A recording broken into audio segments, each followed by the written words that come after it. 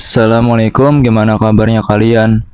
Baik lagi di Fatan Aisyah Channel, tempat dimana nonton film gak bikin ngantuk, bahkan buat yang lagi makan mie instan.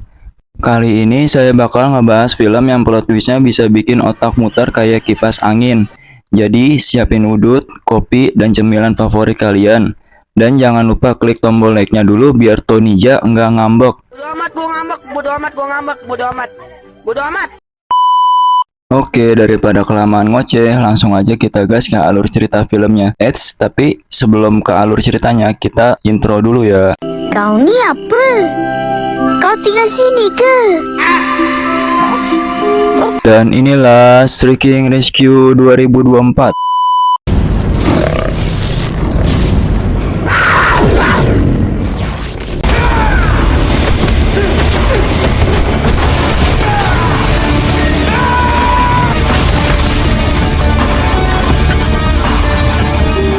Di awal cerita memperlihatkan seorang preman sedang berkeliling melihat situasi dan kondisi pasar yang notabene adalah wilayah kekuasaannya. Yang tak lama, ia dihampiri oleh anak buahnya untuk memberikan uang setoran yang rutin diberi setiap hari.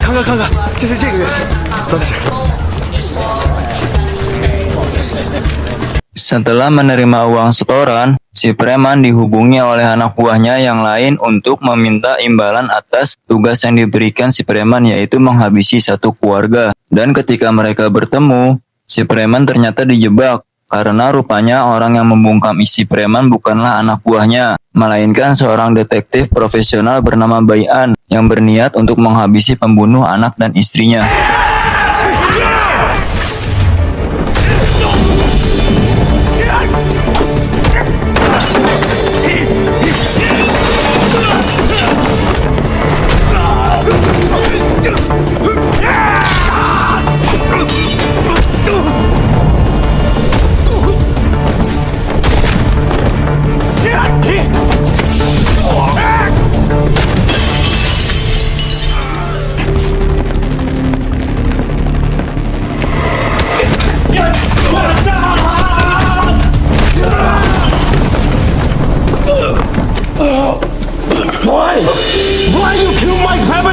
Ketika sedang terpojok itulah, si preman mengaku jika memang dialah orang yang menyuruh anak buahnya untuk menghabisi keluarga Bayan. Namun faktanya pembunuhan itu tidak sesederhana yang Bayan pikirkan, karena ternyata si preman hanyalah seorang eksekutor yang mendapat perintah dari seseorang untuk melakukan pembunuhan.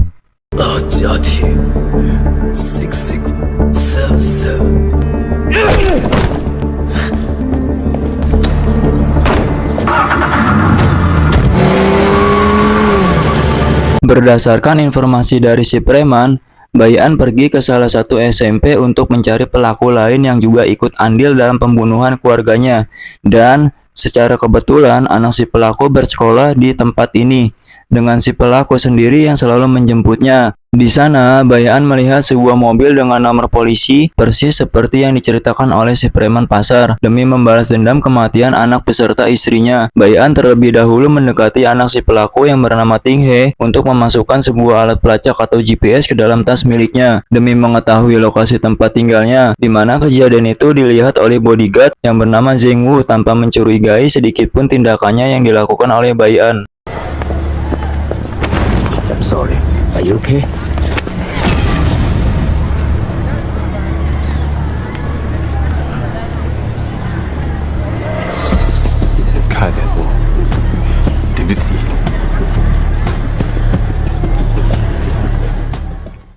Beralih ke Ting He, yang saat ini baru sampai di rumahnya.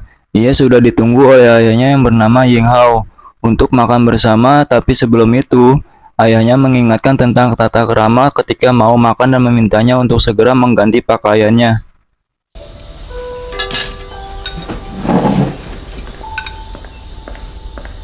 Sambil menunggu Ting He berganti pakaian, asisten pribadi Ying Hao bernama Nopi seketika menjelaskan terkait salah satu ekspedisi logistiknya terciduk, membawa beberapa barang haram di mana Nopi sendiri mencurigai beberapa karyawan yang nakal dan memanfaatkan pekerjaannya untuk mengirimkan barang tersebut. 说不准了。我会查清楚的。陆平，万一杜平的事传开的话，当地政府一定有很大的压力。 Setelah Ting He datang ke meja makan, si ayah yang baru saja mendapat panggilan dari kepala sekolah pun menanyakan terkait apa yang sudah Ting He lakukan tadi. Karena menurut informasi dari yang si Kepsek dengar, Ting He telah melakukan perundungan terhadap siswa lokal. Dan jika memang itu terjadi, Ying Hao berharap jika anaknya segera berhenti dan berlaku layaknya sebagai seorang siswa yang normal. 什么事不提前跟我汇报是？您好，这中间会不会有什么误会？ Merasa difitnah oleh kepala sekolah dan ayahnya sendiri, Ting He lantas menjelaskan apa yang sebenarnya terjadi di sekolah. Yang ternyata Ting He sendiri yang dibully oleh siswa pribumi sekaligus menjadi satu-satunya orang yang disalahkan atas kejadian tersebut. Di mana si ayah yang mendengar hal itu sangat marah karena beranggapan jika anaknya telah berani membohonginya. 你还敢威胁小强？你在这里读书，我花了多少钱？你什么都不知道。 Ting He merasa jika saat ini tak ada orang yang peduli kepadanya, termasuk ayahnya sendiri sehingga membuat merasa tak nyaman dan ingin pindah dari kota tempat tinggalnya saat ini. Terlebih sang ayah yang lebih mementingkan pekerjaan yang membuat sangat membenci ayahnya itu. 你根本不关心别人，你只关心你自己，关心你的生意。婷婷，你别说了，你根本不关心别人真正需要的是什么，在你眼里，什么事情都能用钱解决。 Setelah menyadari perkataannya terlalu keras kepada Ting He, Ting Hao meminta kepada Nopi untuk segera memesan tiket pesawat untuk esok pagi, agar mereka bisa pergi ke Cina untuk mendatangi istrinya.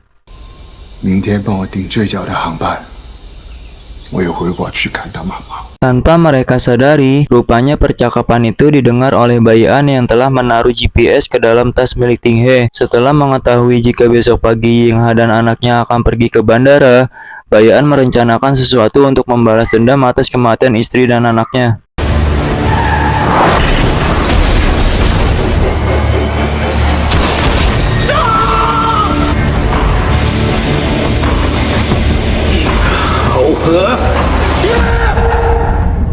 Di sisi lain, preman pasar dihampiri oleh orang bernama Tai Long bersama anak buahnya yang bernama Siti untuk menggeledah tempat tersebut sekaligus bertanya terkait narkoba yang mereka simpan.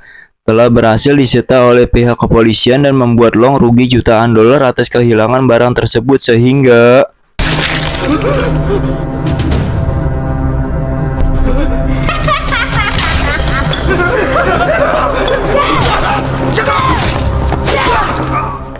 keesokan harinya, Ying Hao bersama Ting He sedang bersiap pergi menuju ke bandara untuk pulang ke negara asalnya. Menemui ibu Ting He yang sebelum berangkat, Ying Hao mengaku jika kata-kata yang diucapkan Ting He kemarin telah menyadarkan ayahnya. 你妈妈看见你现在的样子，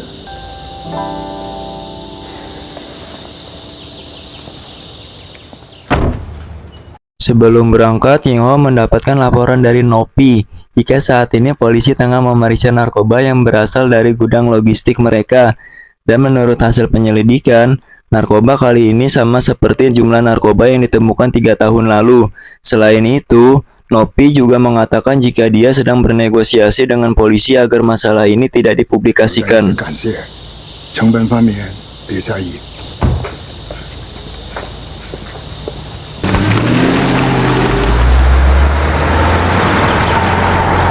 Di sisi lain, Bai An yang sudah merencanakan sesuatu untuk balas dendam atas kematian istri dan anaknya, sedang memperhatikan pergerakan mobil yang ditumpangi Ting He dari GPS yang sudah disimpannya.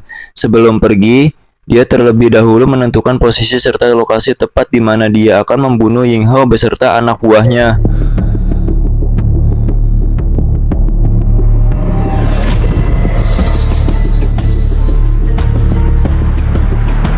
Di tengah perjalanan, mobil rombongan Ying Hao dihadang oleh beberapa orang tak dikenal, sedang berpura-pura ribut yang ternyata mereka semua adalah anak buah Long yang sengaja menghadang untuk membawa Ying Hao pergi ke suatu tempat.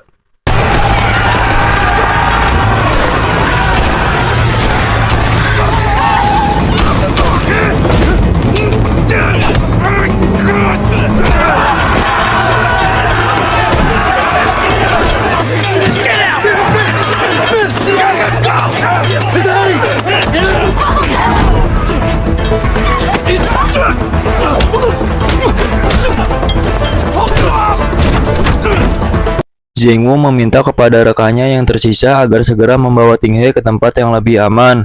Sementara dirinya mencoba mengejar truk yang membawa Ting Hao pergi. Dan setelah berhasil menaiki truk tersebut, dia sudah ditunggu oleh Siti yang ingin berduel dengannya menggunakan kapak legend miliknya.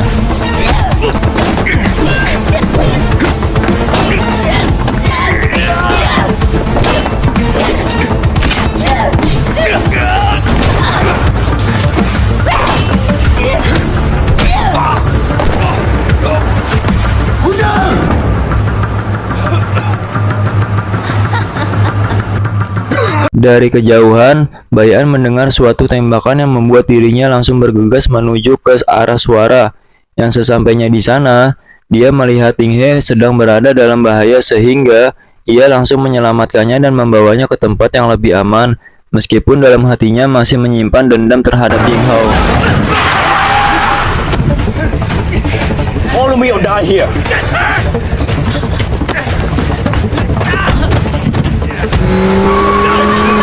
Singkat cerita, mitra bisnis Zheng Hao bernama Clay. Saat ini ia berada di rumahnya bersama petinggi pemerintah yang pada siang tadi berada di sebuah acara televisi dengan menyebut jika Clay adalah penyakit terbesar di wilayah Jiati. Hal itu membuat Clay marah sehingga ia membawa istri beserta anaknya untuk dibunuh di hadapannya sendiri.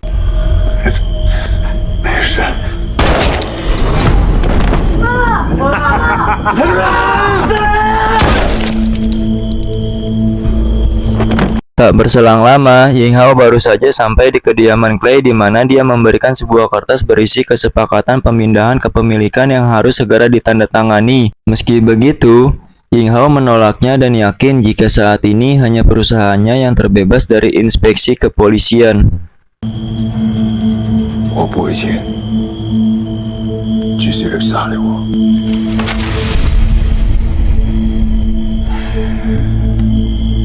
Di tempat lain, Bai An membawa Ting He ke markas persembunyiannya yang tidak diketahui oleh siapapun. Di sana, Ting He menyadari jika orang yang ada di depannya adalah seorang buronan yang tega menghabisi keluarganya sendiri. Tetapi Bai An menyangkanya dan menyebut jika ayahnya lah orang yang telah tega membunuh istri beserta anaknya. Namun karena memang bukan Ting He target utamanya, Bai An langsung memintanya untuk meninggalkan lokasi tersebut. Tell me, you already dead. Get out of here.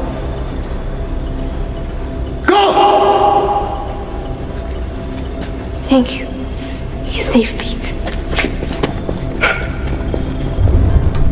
Sementara itu, Nopi yang merasa khawatir dengan kondisi Zheng Hao dan Ting He saat ini segera menghubungi Zheng Wu karena dinilai tidak bisa menjaga kedua majikannya. Di tengah pembicaraan, Zheng Wu meminta Nopi untuk mengirimkan video saat Ting He berada di sekolah kemarin demi mengetahui siapa orang yang telah membawa Ting He pergi. 赶快把监控发我。吴征，我告诉你不要乱来，警察已经来过了。你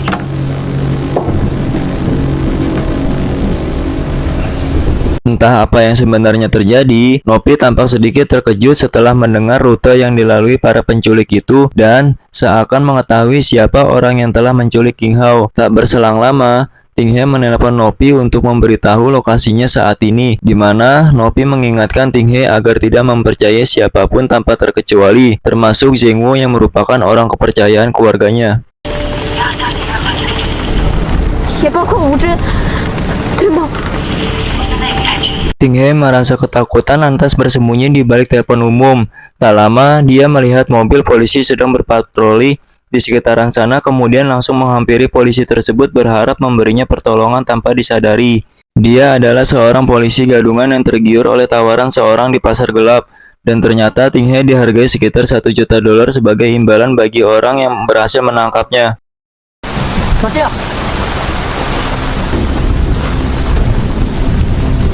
激动！你跑不了，你可是值100万美金啊！ Beruntung bagi Ting He karena Bai An datang tepat waktu untuk kembali menyelamatkannya dari bahaya. Kemudian mereka langsung bergegas pergi dari sana dan kembali ke tempat persembunyian Bai An. He's dead. Just spread out. Let's go.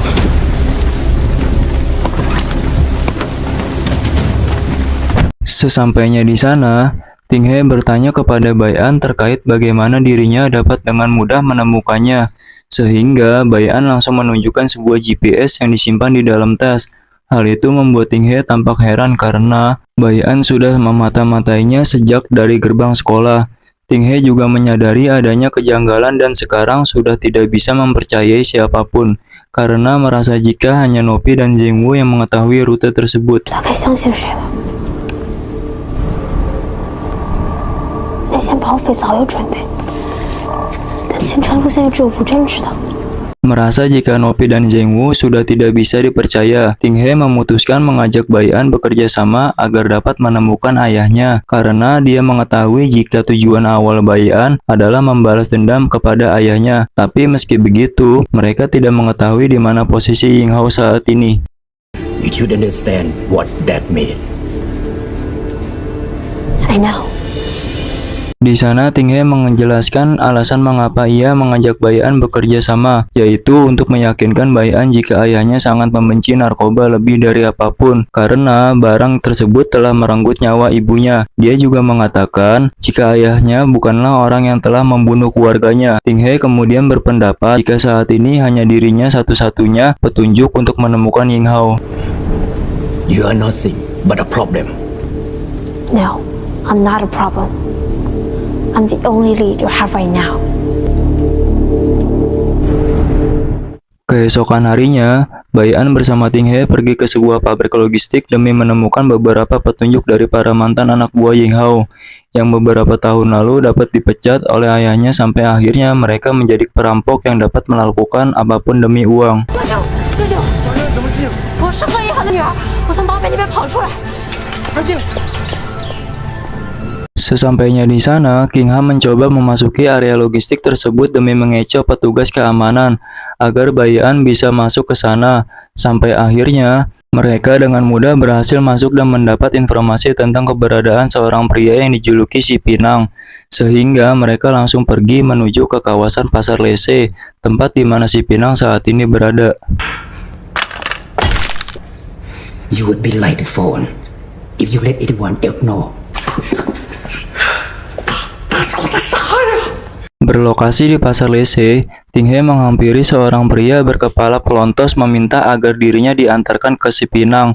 Sementara Bai-an diminta untuk tetap menunggu dan mengawasinya dari dalam mobil. Selagi Ting He menemui Si Pinang, si botak yang mewaspadai gerak-gerik Ting He langsung mengambil tas miliknya sebelum akhirnya dia diizinkan masuk ke ruangan pribadi Si Pinang. 还给我！ 这个不能带进去，出来我给你。 Di sana, Ting He meminta kepada Si Pinang untuk membantu menyelamatkan ayahnya. Tetapi Si Pinang langsung menolak karena dulu Ying Hao telah memecat sekaligus memenjarakannya. Dia akhirnya menyebutnya jika Clay adalah gembong narkoba yang memakai jasa ekspedisi ayahnya sekaligus orangnya telah menculik King Hao. 其实关于克莱，你爸应该要比我熟悉的多呀。 Si Pinang menolak tawaran Ting He karena merasa jika dia membawa gadis itu ke hadapan keluarganya, ia akan mendapatkan uang lebih besar daripada yang Ting He tawarkan. Merasa jika dirinya sudah terdesak, Ting He mencoba untuk melarikan diri, tetapi dia tidak mampu untuk melawan orang-orang berbadan besar. Sampai akhirnya Si Pinang agak kesal dengan gadis itu, mencoba untuk memotong kedua tangannya.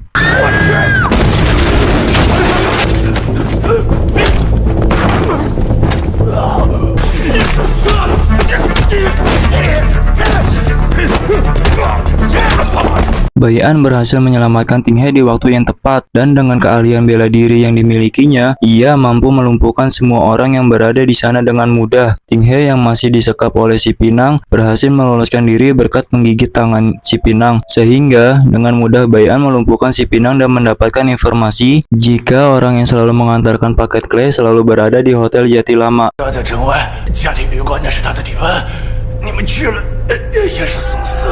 Setelah mendapatkan informasi, Bai-an dan Ting He berencana untuk pergi ke Hotel Jati Lama. Namun mereka dihadang oleh ratusan anak buah Si Pinang yang mencoba untuk menangkap mereka dan...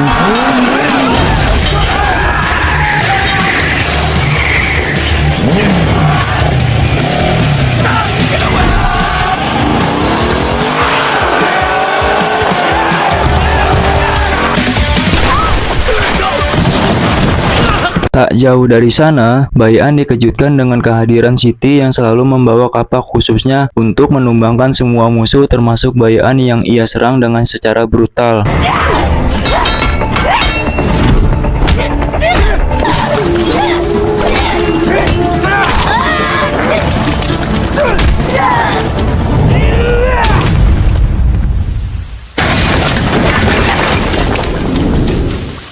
Tak lama, Zhengwu juga tiba di sana dengan niat untuk menyelamatkan Ting He. Tetapi akibat dari perkataan Nopi yang mengatakan jika tidak boleh percaya pada orang lain, membuatnya sedikit ragu kepada Zhengwu dan lebih memilih pergi bersama Bai-an.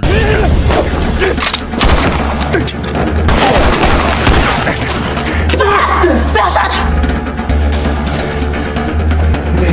你不能跟他走。Go！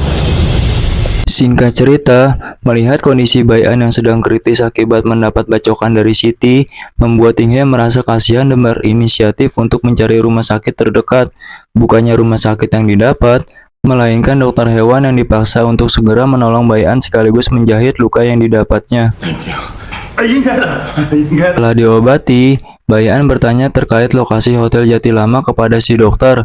Si dokter menjawab jika lokasinya tak jauh dari sana, sehingga mereka memutuskan untuk segera pergi ke hotel yang si dokter tunjukkan.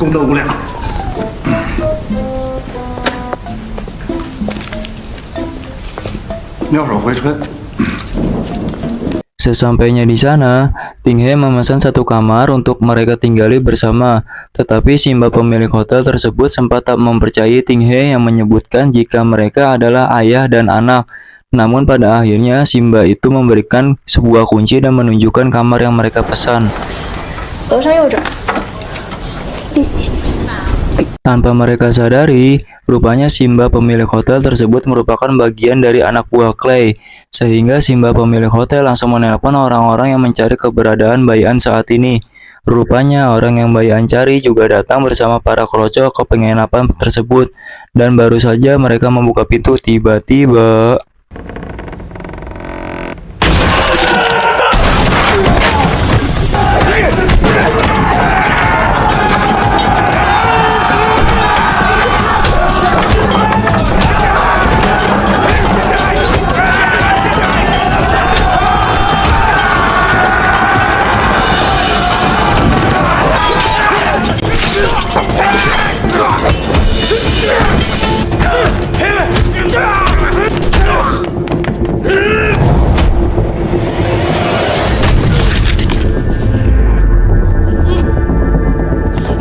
Bai-an dengan mudah menghabisi semua kroco seorang diri sampai akhirnya dia menghadapi orang yang sedang dia cari selama ini untuk menanyakan terkait keberadaan Clay. Setelah mengetahui jika Clay sedang berada di hutan dekat dermaga Sungai Mei, Bai-an mendengar suara teriakan Ting He yang sedang dalam bahaya sehingga ia langsung menyelamatkannya dan membawanya pergi dari tempat tersebut.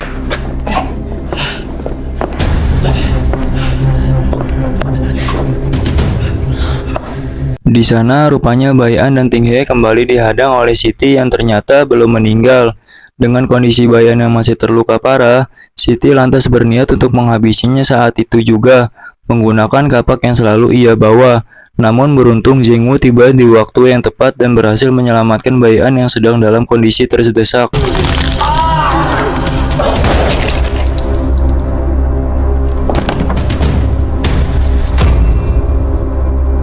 Di tengah kondisi yang masih pingsan, Bai-an mengingat kembali kejadian yang sangat memilukan bagi kehidupannya, di mana dia sangat ingin membalas dendam terhadap orang yang telah membunuh anak beserta istrinya.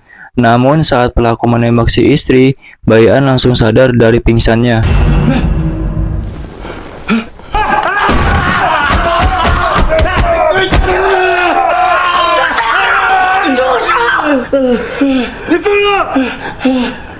Setelah kembali sadar, Zhengwu menceritakan kepada Bai-an tentang dirinya yang berhasil menemukan keberadaan mereka karena sebelumnya mereka berobat di dokter hewan dan menginap di hotel yang dekat dengan tempat tersebut.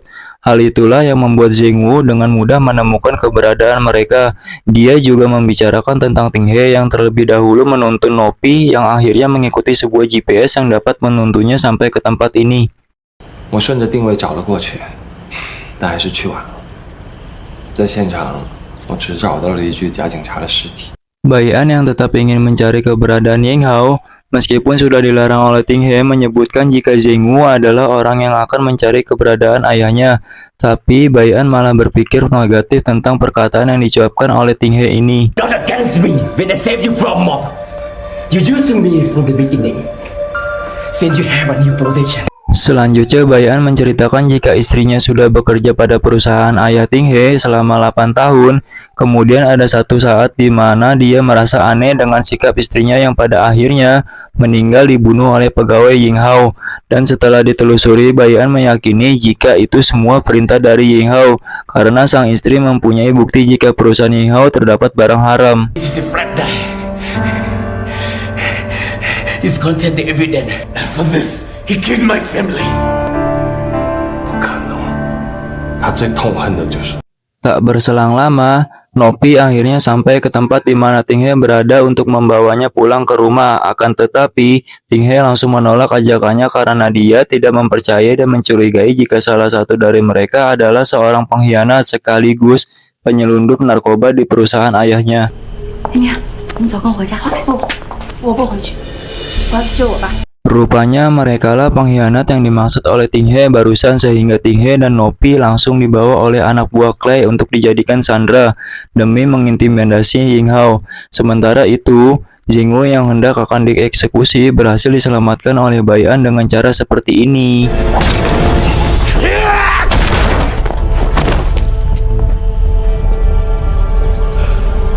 Di markas Clay, Ying Hao ditanya terkait pengiriman narkobanya yang terlambat membuat sebuah kliennya menunggu kiriman tersebut. Dengan rasa cemas demi mempermudah negosiasinya, Clay membawa Ting He ke hadapannya agar Ying Hao langsung menandatangani kesepakatan yang sebelumnya sudah dibicarakan. Dan tanpa berpikir panjang, Ying Hao langsung menandatanganinya karena tidak ingin terjadi sesuatu terhadap anak kesayangannya. 何总啊，把合同签了。 Sementara itu, Long langsung menyangka keberhasilannya dan langsung menjelaskan jika orang yang membuat barang haram mereka hilang adalah Bai An itu sendiri. Long juga meyakini jika Bai An bukanlah orang sembarangan. Dia juga menambahkan jika selama ini orang yang melindungi Putri Ying Hao adalah Bai An yang sekaligus menunggu kesempatan untuk membunuh Ying Hao. 查来查去就查到这些没用的东西啊！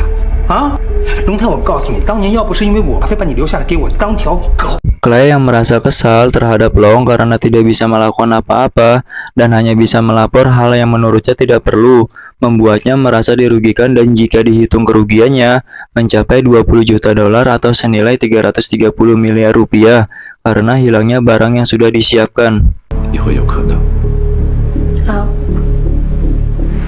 Sore harinya, Bai An yang kali ini bekerja sama dengan Zheng Wu tiba di markas Clay. Di sana mereka dengan mudah mengalahkan semua anak buah Clay yang berjaga di tengah peperangan.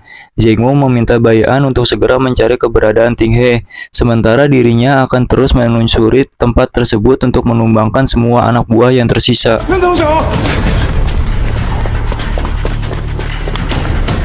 Tak lama, Bai An berhasil menemukan keberadaan Ting He yang sudah disekap bersama dengan ayahnya.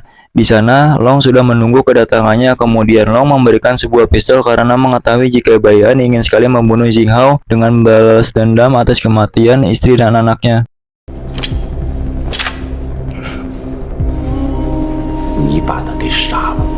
Bai An dibuat sedikit kerepotan ketika melawan Long, mengingat dia juga merupakan seorang ahli bela diri, membuat Bai An sedikit kewalahan ketika menghadapinya. Di tengah pertarungan, Long mengatakan jika orang yang membunuh keluarganya bukanlah Ying Hao, melainkan Long itu sendiri. Mendengar hal itu, Bai An sangatlah marah kepada Long sehingga dia langsung menyerangnya dengan sisa tenaga yang dimilikinya.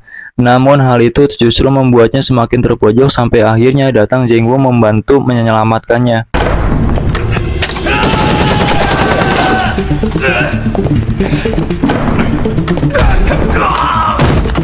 Berkat bantuan dari Zheng Wu dan Ting He, akhirnya Bai An dapat mengalahkan Long meskipun dengan keadaan sempoyongan, sekaligus mempraktikkan apa yang selama ini dia latih.